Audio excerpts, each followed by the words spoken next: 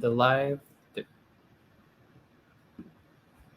Hi, welcome to Cut and Uncut with Bonnie, Violet, and Daphne. I'm Daphne and I'm Cut. And I'm Bonnie Violet, and I'm Uncut, where we talk about all things trans And more. and then some. Yes. In this episode, we are sharing our experience, strength, and hope with being transgender in recovery. We'd also love to give a big shout out and a thank you to our Patreon members Skylar Bean, Jacob Blankenship, Elizabeth, Danielle Loyal, and Bertha D. Hugs and kisses, and thank you so much for joining us. And watch us on YouTube, listen to us on Spotify, join us on Patreon, follow us on TikTok, and get your merch. Because I know I am getting my merch this weekend. Bonnie, I am getting my Cut and Uncut coffee mug. So you're going to see me sitting on the set with my coffee mug. Of course, I'm going to be drinking from the Cut side. Nice. Of course you are. I'm going to love seeing that. Right? Drinking out of the side of our mouth. So how are you today, Bonnie? Say hi to Bertha. Hey, Bertha D. That's so glad you could join us. I'm turning off the camera now. We're getting a little behind the scenes. So if you're on our Patreon, you'll get to see a little bit of the behind the scenes. So we were trying that out a little bit today. But no, overall, I'm good. How about you? I'm good. I got to admit, this week has been a little bit hectic for me, busy, working with my sponsee this week and keeping up with work and, Baxter, the whole thing. But I'm doing good, Bonnie. I'm in a good place today. Feeling really excited to be here with you tonight. And Baxter's your pup who made a... Baxter's my little puppy. We heard them last week a little bit, huh? Oh, yeah. I want to give a huge apology for last week, everybody. I get nervous about doing this. This is our third episode, and my phone died right in the middle of our conversation. So thank God Bonnie saved us and was like, oh, technical difficulties. Daphne can't get her life together. But I didn't ready this week. Throw you under the bus. But you didn't throw me under the bus? I did not, but it was tough. I was like, I am not good at stalling. Luckily, we have the magic of editing after the fact. So yeah, well, I truly appreciate that. So again, my apologies for last week, everybody. So this week, Bonnie, we are talking about our experience, strength, and hope in recovery. Mm-hmm. Yeah. So tell us all about it. Okay. Well, as you know, I'm going to start it off with my name is Daphne, and I'm an alcoholic because that's what, that's the way that I was brought up to work with this program that I'm in. I'm in the AA program. And it has truly helped me settle into my skin and be comfortable with who I am and be able to show up for other people. How about you, Bonnie? What's going on? How did you, what's your story? Yeah. Like we didn't really meet in the same ways. We met through a mutual friend who met you through recovery, right? So there was that aspect of meeting through that way. And neither one of us are formal representatives of AA or 12-step programs. So we want to put that out there. Put that disclaimer out there, right? We're just sharing our experience, strength, and hope, not anybody else's. Yeah. So we hope that if there's someone out there that can relate to what we're about to share with you, feel free to join in on the conversation, type your comments below, and we can talk about it with you together. Right, Bonnie? Oh, yeah, totally. So when did you start? What was your drug of choice and how did that all begin? Or substance? My DOC? Yes. Okay. My drug of choice is alcohol. So I started, as far back as I can remember, I believe my first drink was 5 years old. Mm-hmm.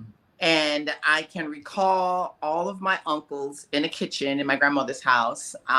This is what the men do, they beat on their chest and drink Crown Royal. And, us kids were just running around. So they were like, come here, boy, come over here and drink, taste this drink. So me and my cousin, we were kind of like brothers. So we were always neck and neck in competition up until I transitioned or whatever. But I always wanted to be the one. I had to get that. So he took a sip and then I downed it. And my uncles were so funny. I can remember them saying, that boy's going to be a lush. And sure shit. That was a prediction, huh? Right. Yeah, what about you? The first time I drank as well, I don't remember it, but I remember I have a photo of me and my dad with our bottles. My dad had his beer bottle and I had my bottle, like, so. But I guess I was like, I think around 3 or 4 or 5, I don't know. I was pretty young too, and I went out with my dad and we went fishing, and I ended up having some beers or something, and of course I got sick or whatever, and so my mom then my dad then had to take care of me or whatever. But and like I said, I don't remember that. I've just heard stories about it. Yeah. I also want to let people know, don't give your children alcohol. It is not cute. First of all, I'm going to put that out there. Yeah. Yeah. But it seems like, I know, like, though, growing up, though, it was commonplace. We saw people with alcohol, all the adults, not all the adults, but, a lot of the adults had, beers and wine or smoking weed or whatever, so like those were like commonplace, I guess, for me growing up. I didn't really get into it too young. When I was 16, I did try like I would have like a drink at a wedding or, something like that. But when I was 16 years old, I ended up like lying to my parents, going out and getting a bottle of Black Velvet. Ooh. And I lived in a little country town of 3,000 people. So we got the bottle of Black Velvet. My cousin James, who was like the cool cousin, he was a year older than me, and 2 girls. And we went riding around out in the country drinking Black Velvet. And next thing I knew, I was coming to in the back of an ambulance, cussing at some nurse because I don't know, I just was. And then I was out again, and then coming to once I was in the hospital. But yeah, I ended up like drinking a little too much, getting thrown into a trunk, and kind of passing out, and then ended up, it's such a long, crazy story, but like I ended up getting only thing that saved me, because we're kids and stuff, and so it was like, oh, they're just drunk, we'll just take them home, put them to bed. And a neighbor saw them carrying me up to like the apartment, and they thought they were carrying a dead body, and so they like called the police and stuff or whatever.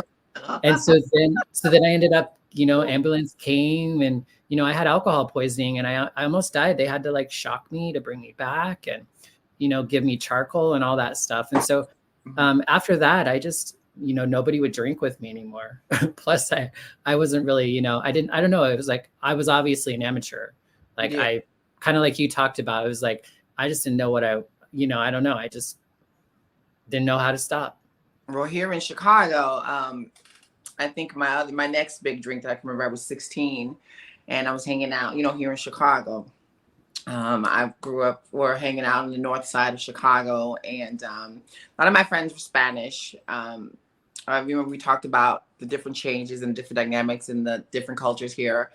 And one of my friends' dad was a police officer at the time, and we drank, and he had a liquor cabinet. That was the only person I know in my life that ever had a real liquor cabinet. Actually, no, my mom we had one too, but just not under lock and key. But we got it, and we drove joyrided around, and it was Southern Comfort.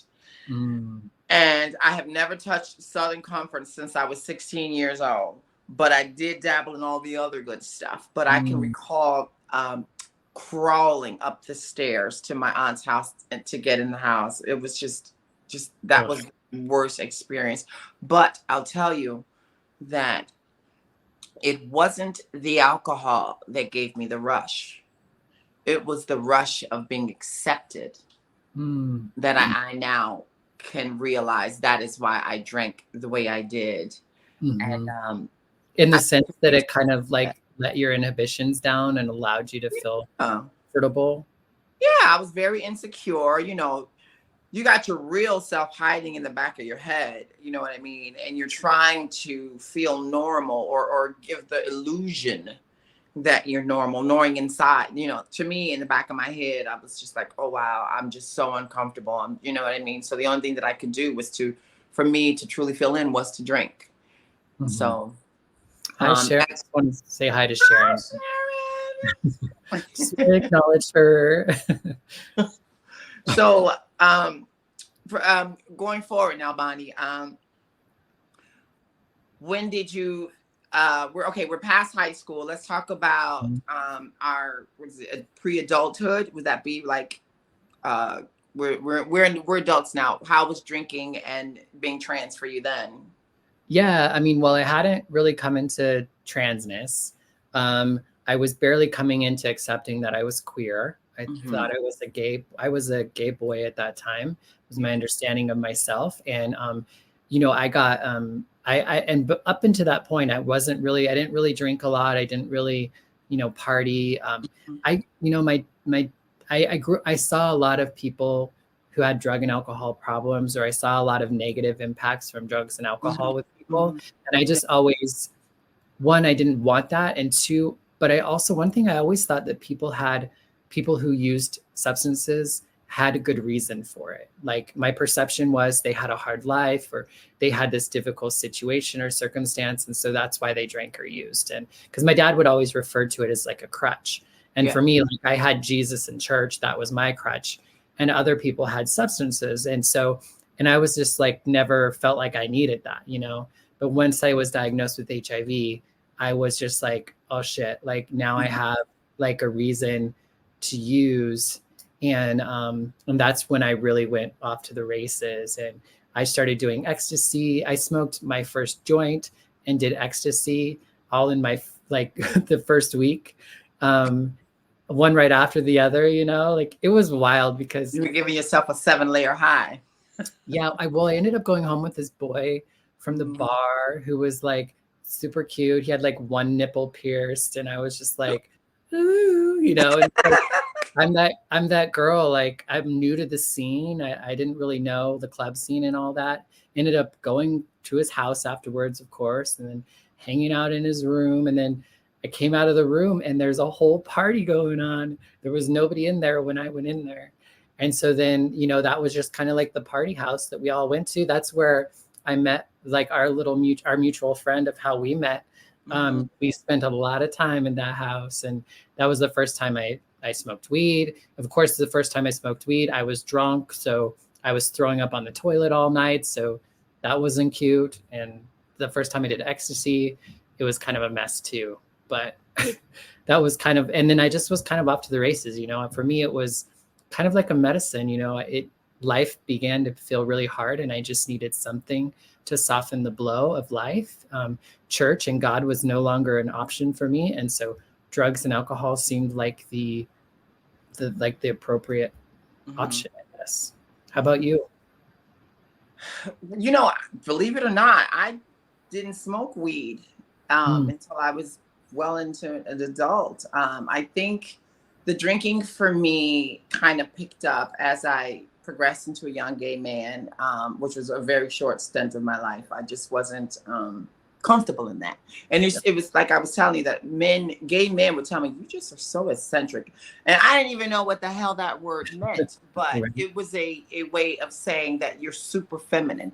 So, I was going through the gay life because that's what I thought I had to do until I met my trans friends, Betty and Chanel. And, we talked about all of these people that have really helped me step into being aware of transsexuals. So we just drank, but one of them had a history of drug abuse. And I didn't understand it, but the family that I was with at the time really made her feel bad about it. And we would see all these little bags, little cut bags hidden behind the closet, so that was my first time of seeing it. But as I've gotten, transitioned more, I dabbled into weed. I dabbled into coke. You go into the clubs and this is what we did, and I needed those things now to help me be comfortable dressing up as a woman, to do these things with men uncomfortably. You know, these were my vices to help me transition, to help me feel like someone that I was. But deep inside, I knew I wasn't happy. But it helped. It helped for many years to be comfortable in my skin. But I did have to use the coke. I did have to use the alcohol. I started using crack. I did ecstasy because it was still that I need to be accepted thing for me. Yeah. So that is when I was caught up in the tornado. Now I'm well into my 30s at this point. And I didn't get my sex change until I was 27. I think it was 27 or 2020, 2000. The year 2000 is when I had my surgery. I think. Yeah, 2000. Yeah, that's what it was. And so I still used, and I couldn't understand why am I still doing it. And I didn't even know I was doing anything wrong, Bonnie. Yeah. Yeah, it's such a accepted, like it's a norm in our culture. You know, like it's normal to especially drinking, I think is a very, drinking and weed probably, sometimes when you get into some of the other substances, depending on the environments you're in, there's different sorts of stigmas or ideas or whatever. But yeah, it definitely, it just definitely seemed like it was just what everyone was doing around me as well. I'm really grateful that I found drugs when I did. I know that sounds kind of horrible, bad, Bonnie. I know, but I feel like it allowed me because I was such a uptight person. I felt really shameful about being queer, and I didn't really know how, you know what I mean? Like I was just going through all this sort of stuff, and, being able to start using substances and hanging out with the people who did, like I began to really feel more liberated and more comfortable with who I was. And I saw other people who were living their best lives. And I was just like, okay, I can do this, and it felt good and I enjoyed it and I loved it. For a really long time, until I didn't. Yeah. So, because I got sober before my 30s. So let's talk about, for me, what made you realize that you may have had a problem, or as we say in the program, when did you realize you had hit your rock bottom and that you needed to seek help? Let's talk about that a little bit, because I think this is where we're getting into strength, right? Or experience. We're still in experience. Yeah. Well, I think there were a number of times, which is common. We hear this a lot with people who end up having problems with, addictions and substances, is that like, I think there were a lot of times that I tried to quit, but I never really called it that way. Like I never thought it was a problem. Maybe I got a little messy, or I had some sort of results that I wasn't happy with. And so I would like switch from beer to liquor, or not drink liquor, or, I used to do, I quit doing drugs. Once I started being a professional and working in the nonprofit sector, I stopped using drugs because they were illegal, and that just wasn't acceptable. Like I didn't want to harm any of the work that I was doing there. And so, but then my drinking kind of picked up, and I quit meth when I quit meth a few years before I actually quit everything. And like I said, when I stopped meth, I didn't even think I had a problem. I just was tired, and I just didn't want to do it anymore. And it wasn't an easy thing to just not do. But I didn't label myself an addict at that time. But I did have to move back home, and my parents helped me with giving me a place to stay. And I got away from the drugs long enough to where I could stay away from them, But then the drinking, eventually it just, I don't know, I just hit a wall one day when it was just, I couldn't even tell, like, I didn't necessarily feel like I had a substance problem. I just was having a life problem. Like I was really just kind of like spiritually I was just kind of like, I have no fucking clue. Spiritually bankrupt. Yeah. I just couldn't get different results. I felt like I just kept finding myself in the same feelings and the same fears and the same disappointments. And I just couldn't figure out how to not get there. And then somebody asked me if they thought if I thought I had a drinking problem. And then I was like, oh yes, like that's what it is. Like that's what it is. I just have to stop drinking, and you know, I won't be an asshole, and I won't do like these things that I don't want to be doing, or you know what I mean? Like I can begin to feel better about myself. And to be honest with you, I just went initially not really thinking I had a problem, but as I started to not, you know, probably about 3 months in to not drinking or using anything, I started to really realize that I had or that I was an addict and an alcoholic, and because it was hard to not, and that's when it finally, I guess, was able to kind of come to, so to speak. And I think I really feel like I bottomed out once I was actually, after I was sober a little while, and I was able to actually really like look around at my life and who I'd become and the things that I've done, because I was really good at hiding the truth from me and keeping people out of my life who were, you know, pointing those things out to me. And so I had done a really good job of avoiding the truth. And once the truth started to set in, and also the feelings and emotions and all that stuff that I'd been running from for so long, I realized, you know, like I realized that I did have a problem, and I was even more unhappy with. I think I was able to finally take my own responsibility for the situation. And it's not, you know, it is I do believe that it's a disease, and it's an addiction, alcohol, and it's not like we want to do it, we get stuck in it. But I think there was like a warped perception and understanding that allowed me to, you know, to do it for as long as I did. Yeah. How about you? Do you resonate with any of that? Like everything you just said, you know, you touched on a lot of pinpoints for me that resonates. For one, you were saying you kept running into these things that it's like they weren't working. You know, for me, you know, once I had discovered that I can be trans and that I felt pretty enough and passing enough to be trans, I attracted a lot of men. And when I attracted these men, I attracted men that had finer things in life. I've always had men to shower me with things. I've had men to help me with my surgeries. You know what I mean? I've always had the overindulgence of being taken care of. So there was no need for me to take care of myself. And I didn't even know how to take care of myself. Yeah. Were there strings on all that though? Or did you feel like there were strings on that? Or were you good with everything?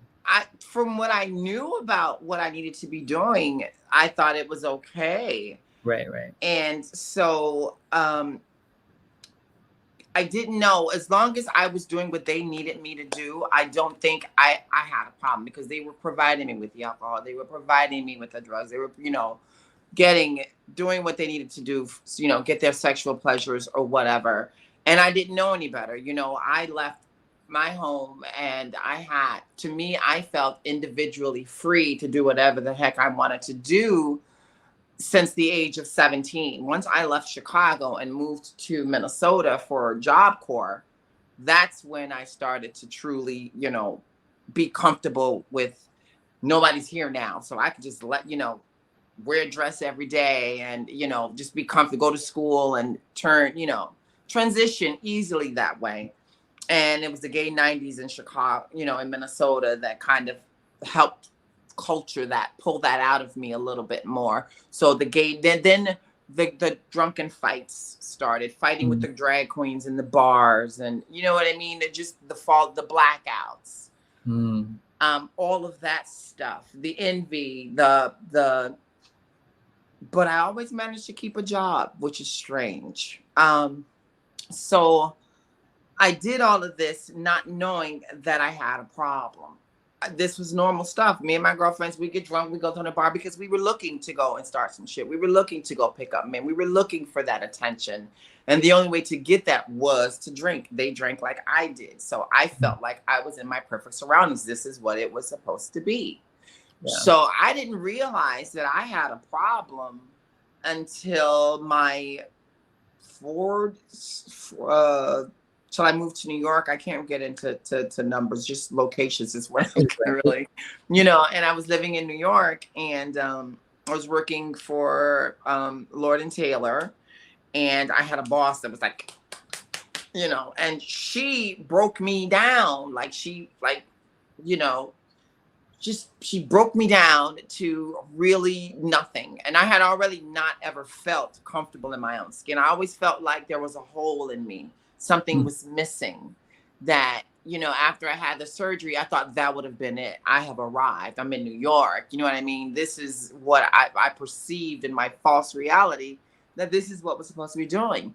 So it was calling my mother and just sharing with her some of the things that I was going through, telling her about how, you know, my day-to-day struggles, and I got in trouble at work today, or they smelled alcohol. I went to work drunk, and you know, and she would start to lovingly, God bless her, lovingly tell me, well, maybe you have a problem.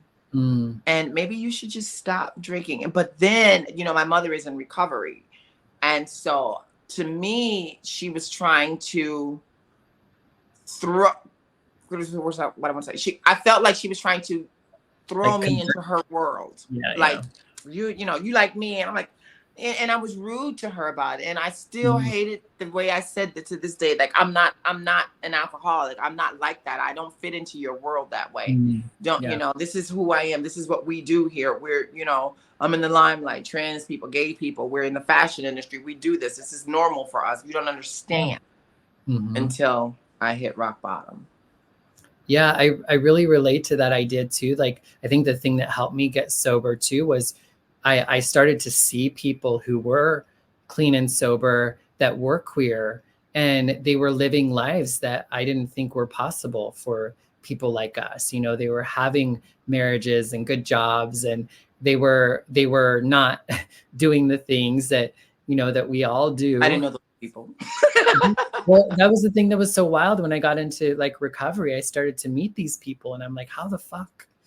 Especially the spiritual component, because I was such a spiritual person, you know. I was really curious and intrigued by this fact that queer, trans people and addicts could like love God and have God love them back. And I know it's like it was complicated, and there was a difference between higher power and like the God that I grew up in. Like, it was a journey. It's been a journey.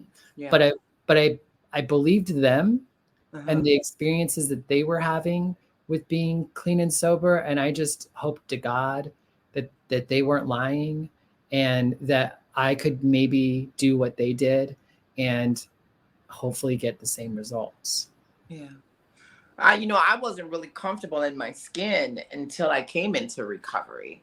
And, you know, I was a sober house manager for a women's recovery home here. You know, after I hit, let me go back. When I hit my rock bottom and I had nowhere to go, my family was like, well, come back to Chicago, which is what brought me back here to get sober.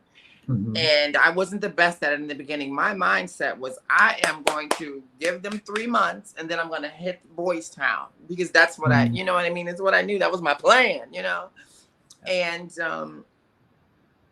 I had nowhere to go, you know? And then my family was like, well, you're not coming around us disrespectful. You're not coming around us to do this and do that. You need to get into some kind. So it was kind of like you need to get sober or get the hell away from us kind of a situation.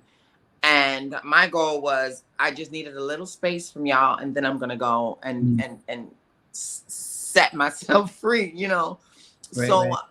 Once I got into recovery and learned, I went into, I didn't go into a treatment center. I inpatient, because for some strange reason, I couldn't find a bed here.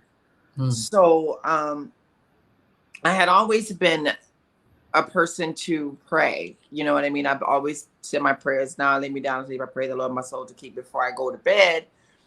And I've always had a spiritual connection with my aunts in the past, you know, growing up in the church. So I did know that there was a God, but I did not know that there was a healing God. The way, you know, you hear about these things about people getting healed and this and this and that. So someone had told me that I needed to pray to take the taste out of my mouth. And I kind of chuckled at that, like, you know, okay. But I did it. I was eager to try. And then once I got into outpatient program, because they didn't have any beds, I did the work. And I Mhm. needed to learn it because things had started to not look good for me. Yeah. So that was when I realized that there are people like me that get sober, but I still had kept my transness to myself. When I was a house manager at where I was living, I didn't talk about being trans because I didn't think it was important. Right, right. I just thought to me, we were all women in the program, trying to keep each other sober so we can live happier, healthier lives. But it turns out I learned so much more. And Mhm. how was your recovery? Yeah, well, I kind of I felt like that's maybe another parallel as well. I think getting sober has helped both of us, I think, embrace our transness more, or even be able to talk about it or be more comfortable with it. Like for me, it didn't, I had no concept of being trans until I was well into sobriety. Like, I Mm-hmm. mean, I was over 10 years in recovery before I started my transition, but I definitely, I think because I did get clean and sober, I was able to like leave Idaho and go to Chicago and meet new people, and it was all sober people doing sober things. And so I was able to kind of get introduced to what it meant to be queer and trans, and be in environments where there's more people who aren't so stigmatized about things, and so I think being able to, and I know if I wasn't clean and sober, I don't think I would have had those opportunities to move to Chicago, and then eventually to San Francisco, and then eventually to, like I started using she pronouns like long time ago, but I just thought I'm just a gay boy, and I loved it when people called me she. I felt like, oh my God, like I just felt like it was just such a term of endearment for me. Yeah. And I just was like, oh, that feels so good. Like I want to hear that from everybody. And for a while, I didn't think that made me trans. Like I wasn't trans enough. So I just was like, no, I just like that pronoun. Um, but eventually, I think doing the work, like the longer you're in recovery, the more I have to do, because I have to keep myself from picking up the drink or the drug, because I pick up the drink or the drug to soothe something, to fix something, because I don't want to feel the way that I feel. And so now when I feel the way I don't want to feel, I have tools and I have resources. I have other people who know what that's like. I have prayer and meditation, and I have reading, and I have time. I have experience of knowing that this too shall pass. You know what I Yeah. mean? So, but if I'm not healing myself and growing and doing what I need to do to be well, at some point I could get in so much pain that I end up drinking or using again. And to me, I that scares me to death. I think I'd be much worse to, like in some ways I would like to be drinking and using Mm-hmm. while and alive Mm-hmm. seems so worse to me than just dying. Yeah. But I think that would be like the element for me to drink and use again. I think it would have to be like I'm just gave up, Yeah. you You know, know? when I can recall going into the recovery house, my first getting there, and you know, my thoughts were, these women are gonna hate me. They're gonna call me names. They're gonna call me fag. They're gonna, this was my sick mind thinking. So it's best to just keep that to myself and keep my head down. And on the contrary, it was not that at all. Mm, These yeah, women were loving. They were supportive. They didn't ask. I didn't tell. You know what I mean? yeah, And then it was my house manager that helped me kind of understand that this program is all about love and acceptance and being, doing the shadow work, your fourth step. And I couldn't even get through working, we had the 12 steps that we worked through. And I remember my first sponsor, I couldn't even bring myself to tell her that mm, I was trans, because to me that was what was eating me alive, was that I wasn't comfortable telling people that I was trans. And I wasn't comfortable accepting myself as trans. And I remember her telling me, if you don't do a thorough fourth step, you're going to drink again. And that scared the daylights out of me, because I know what it's like to be out there, and I have never experienced the work, kind of shadow work that I had to do to face my demons, to learn to forgive myself, to forgive other people, to be able to communicate my needs. The program has helped me through all of this, you know, to be of service to other people. So, and I do know, like you said, to drink is to die, you know, and, you know, I've got 7 years to say that I'm thankful for, but I do know that a drink could be tomorrow. I do know a drink could be, you know, a few minutes from now. And I have to use the tools that you talked about. I have to call my sponsor. You know, we have sponsors, and, you know, I have to read my big book, and you have to be of service. You know, I have a sponsee, and I never get tired of reading the stories with her, or sharing my experience, Shrink the Herb, and understanding where she's coming from, and help her understand that, you know, she's not alone on her journey. Just like it was told to me that I wasn't alone on my journey, and beautiful things come out of it, like you, Bonnie. Yeah, well, and I think that's a big thing for people who might not know, like program, sponsor, sponsee, all that sort of stuff. It's just like getting into recovery.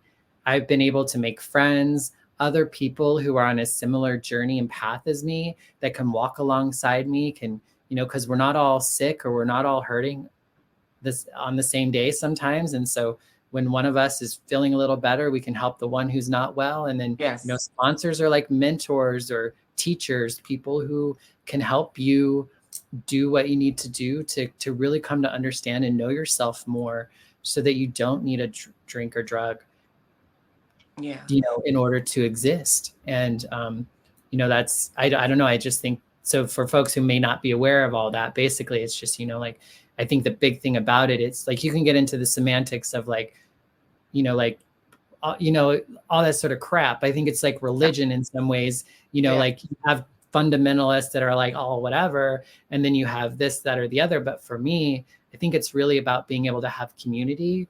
And one of the things that in around transness that I wanted to bring up too, it's like, you know, sometimes I feel like recovery rooms, there is like an equalizer. Like there are people from all walks of lives that can sit in the same room and talk about their experience, support one another in their addiction and their recovery from that. And like I came out, like the first person I told my sponsor and my therapist started calling me Bonnie Violet first. And then the next thing for me was the recovery rooms. And it was during COVID. And so like, I just put in the chat in the morning, I was like, good morning, everybody. I'm now going by Bonnie Violet, and I use she, her pronouns. And I'd really love it if you could call me Bonnie Violet. And everyone was just really great. And it was a really magical thing, because I was so scared, because it's such a powerful and it's such a gift in my life. Like it's one constant over the last 15 years that I've really been able to rely on, because I've struggled with God shit and religion and family or friends and whatever. And for whatever reason, this group of people, regardless of where I'm at in the world, seem to be able to hold me in ways that I struggle to be held.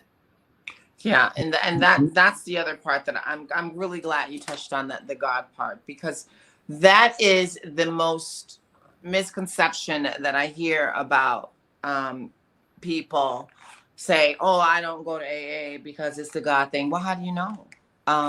You've got to get there. You got to find your way. It's a spiritual program, you know, and there are other methods. There's, other ways to get sober. I definitely want to put that out there. This is not an AA thing, you know, this is about recovery in general. And what I find, and what you found, within recovery is, would you say that you found love, acceptance, light, spirituality? Did you Well, find yeah, these things while you were yourself? yeah, definitely. Because, part of the things that I also was recovering from was spiritual trauma, religious trauma. Yeah. That I've also been in recovery from that. And to some degree, the thing that was helpful about, and I did believe that I had a spiritual malady. I believe that that's where my addiction comes from, is because my spirit's not being cared for. And so and that's hard to do when you're like a faggot or a queer that isn't supposed to have God anymore, at least the God that I grew up with. And so I was like, how does that work? And that was the thing that I loved about hearing other people talk about their higher power. And it wasn't it wasn't the white man, in the sky with, the surfer Jesus or whatever, you know what I mean? Like, it was far from that. It was just, in the beginning, it was really just the group of people. Like, it was like some people's, it was just, I don't know. And they helped me come to understand, and like, I don't know, just, it changed my perspective. And it wasn't even about saying this is what it is, but more of like giving me an opportunity for me to come to understand and see the truth of everything. What is it that I do believe? Because, I was living so contrary to what I believed, you know what I mean? Which meant my beliefs had changed just because they were different in my mind. Like, I had come to a point where I just believed the whole world was out to get me. I never would have said that out loud, but I was living my life as if that were to be true, which was very lonely and very scary and, very limited. Yeah. I think when like, for one, I have a job that I truly adore, and in the back of my mind, everywhere else, everybody's out to get me. And when you said, you touched on spiritual malady, would you consider that would be it? Like, would you consider like a psychic change, or?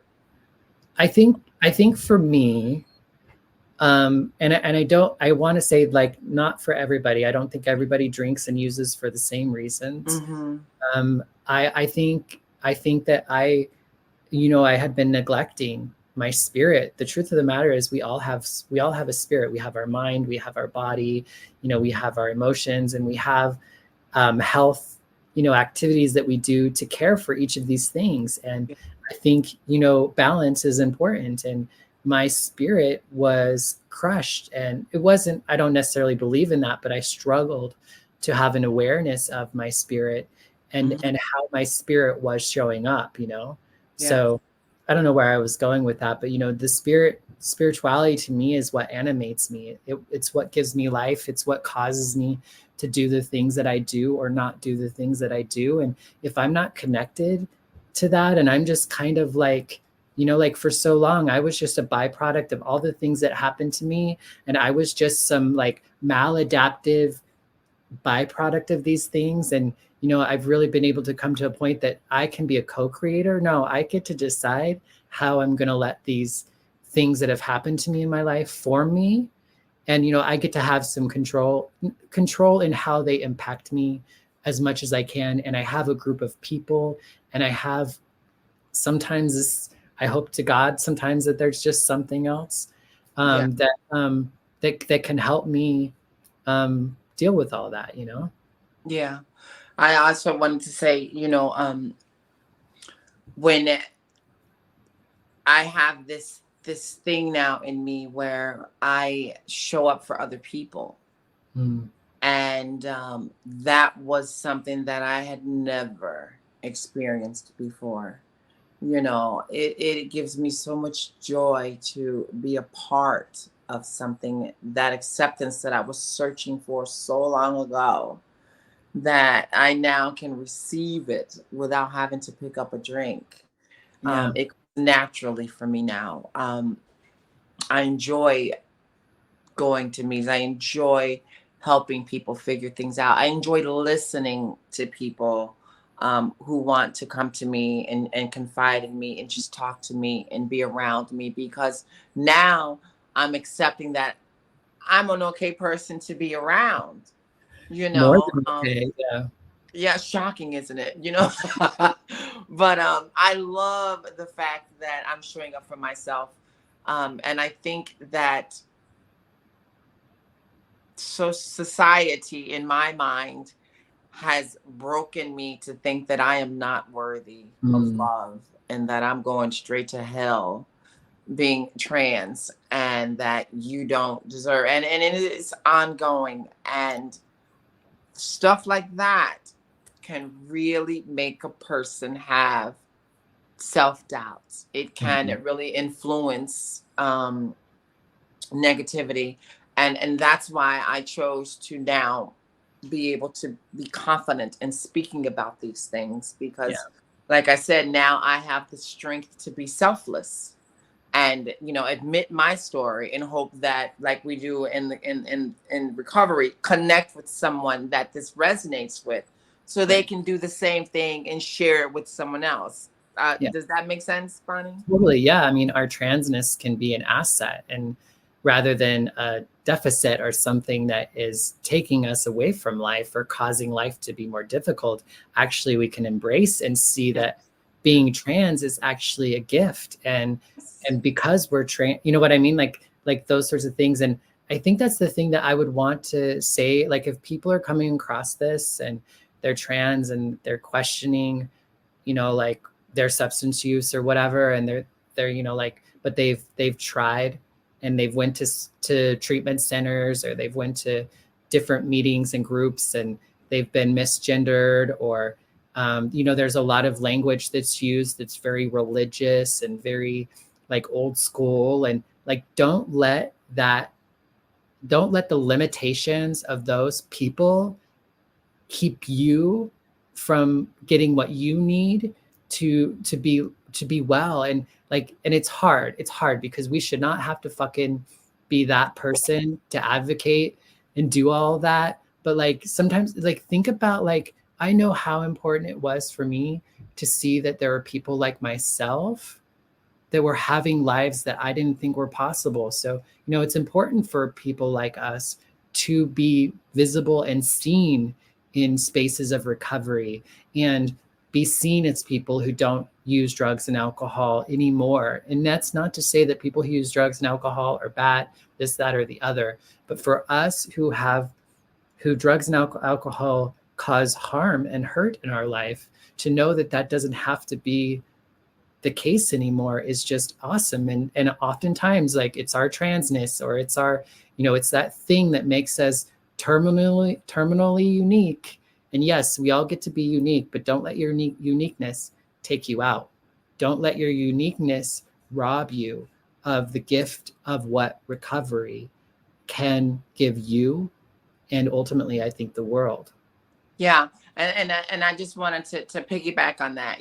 My spirit is telling me to say, because you are actually waiting for you. So I don't know how your path is going to go, if it's going to be a wobbly line, if it's up a mountain, if it's under the sea, or however you are trying to find your way through this recovery. At the end of the road, you are waiting for you.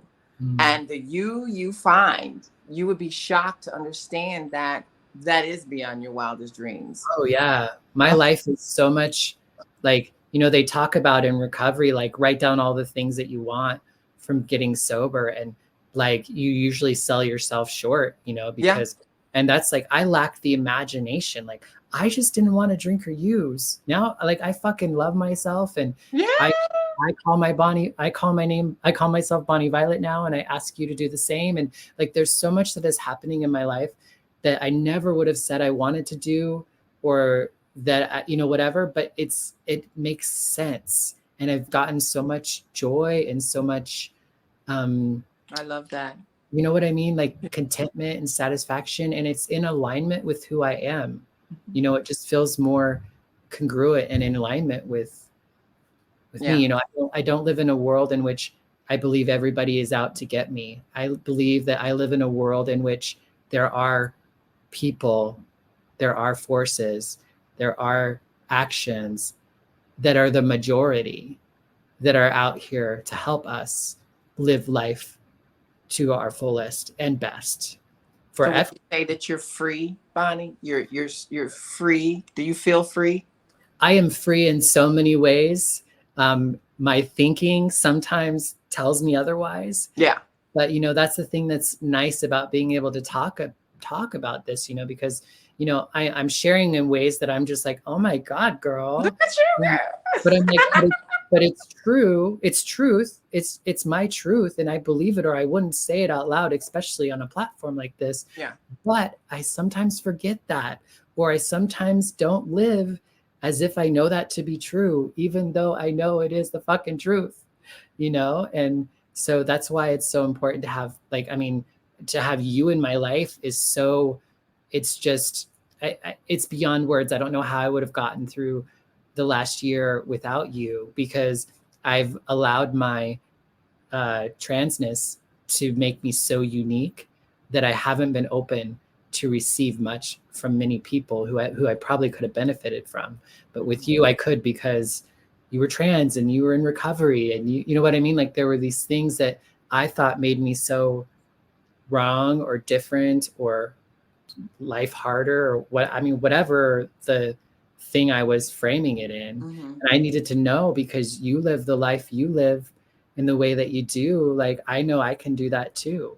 That I can feel good about being a trans person, and I don't have to be scared about being in the world as much as I have been. And so, it's cool to be able to speak. I think it's like casting spells. I love that I got the opportunity tonight to speak words and speak out into the universe the truth of the truth. The truth shall set you free, man. Right? Esther said, hallelujah. Hallelujah. It's so easy to, it's so easy to let the world rob us of that light. And shame on them for not allowing anyone to they're just hurt. They're not well. They're struggling. You know what I mean? Like, they need a fourth step. The world needs a fourth step. Right. They need to take an inventory. They need to take some inventory. I think I think just healed, I think hurt people, and healed people, heal people, and so I love that. You know what I mean? So if people are hurting, and we don't heal people, but we can help people in their healing process. Yes. And that's what I mean by being able to, I can transmit healing instead of pain because of the hurt or traumas that I felt, because for so long I would just live in my dysfunction, and then, that would cause harm. Even though that was not my intention, it would cause so much harm. And now I don't have to do that today as much, it's different.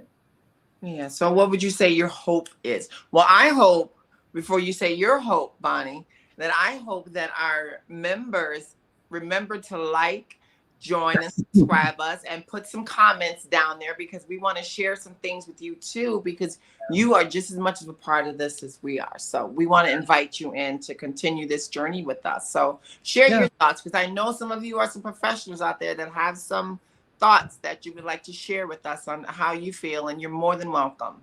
Yeah. I think that's a big part of this, is that we're hoping to connect with people in ways that we're not able to outside of this. And so for me, there's such a desire to also I don't want to be out here just to share my experience like I'm some whatever. It's no, I want to be able to connect with other people that I can learn from, and that I can share life with, and just, even if it's just share experiences with, because we all have that, regardless of where we're at in life and what we're good at or not good at. We all have assets, and we all have, and our stories and our experience, I think, is huge. And oftentimes we need to be able to, especially those bad narratives, or the narratives that are hard for us. It's so powerful when we can share that with somebody else who's going through that, and to be on the other side. It almost makes it worthwhile. No, it doesn't. I don't believe that we go through things so that we can learn or whatever. But I think, this thing did happen, and, I get to, I don't know, I guess, I don't know where I was going with that, but I lost my train of thought. Well, I'm blessed to have my sister, Bertha, who is listening with us today. She is so profoundly wonderful in helping me understand some of the things that I struggle with. You know, as a therapist, she can see things and share things that she's learned through her studies. And then we can talk, you know, I can share my experience, strength, and heart with her so she can, you know, benefit her clients and things like that. And I just think that the seeds that we sow with one another can benefit another to help them blossom and do what they need to do in their lives. So I think that this was a very scary thing for me to do, Bonnie, but just like recovery was for me, just like coming out as trans was very scary for me. Fear is something that stops a lot of us from recovering. And we want to cling to the illusions or the fears of not going forward. What are some of the things that you hope, you know?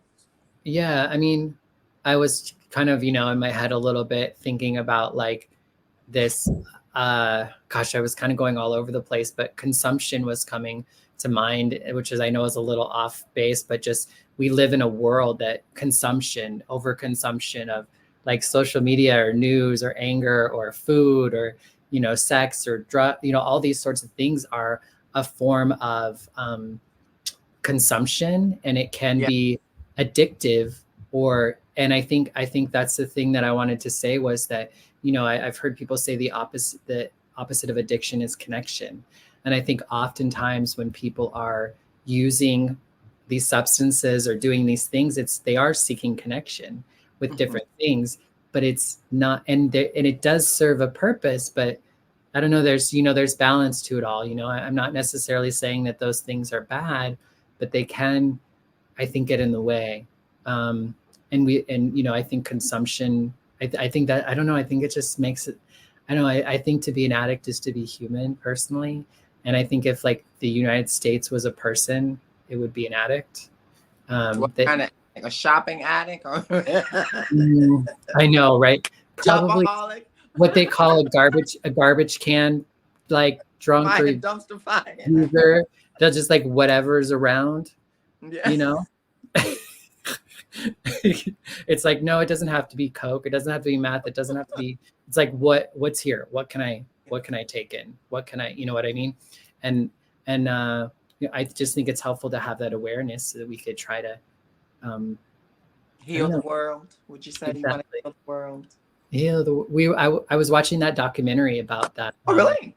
Yeah, it's on I don't know, it's on one of them. I was watching with my roommate last night, but that we are the world, we are the children. Remember we are the world. How old were you when that came out? Because I don't even think you were around when that was. I was 6. I was 6. Yes, it was 85 that happened, but which is 13, so. And that was the national anthem of the world. Yeah, that's what I was saying. You know, I think it's really interesting to think about what those pop stars did at that time for a cause, and to look at what our pop stars are doing now.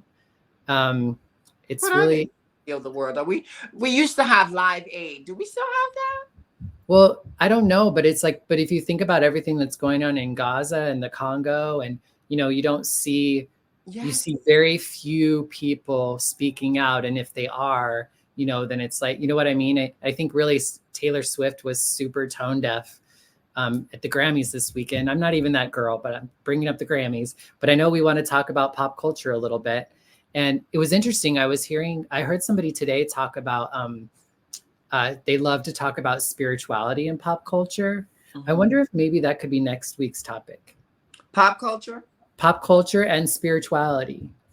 Well, we're gonna have to do some homework on that one. But I also, you know, I saw something that someone posted about, you know, it's funny you mentioned, you know, Taylor Swift and the We Are the World. What do we call it? The We Are the World documentary. And you know, Sinead O'Connor was a force to be reckoned with. You know, they were using that platform for good. Bonnie, let's use this platform for good. Isn't that what we're trying to do? That's what we're trying to do in our little way. I love that. We ain't no Sinead O'Connor. No.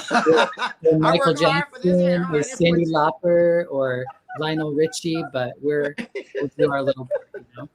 Yes, Bonnie, we can do a pop culture and spirituality next week. That would be fun. That would be cool. We can do a little research and play with it. And for folks, we are right at about an hour mark. So for folks who are listening now and want to join us next week, we'd love to hear from you between now and then. Like if you come across TikToks or things that you want us to look at or, you know, reference, we'd love to hear from you between now and the next episode. So and send us some conversations that you thought we might like to talk about, and we'll do the research and come up with the way we view it from our trans and or you mean cut and uncut? No, is that what you're saying? Trans and then some. Oh, and then some. Yes. All right. Well, love you, everybody. I love you, sister. I love you all. Thank you for joining us tonight.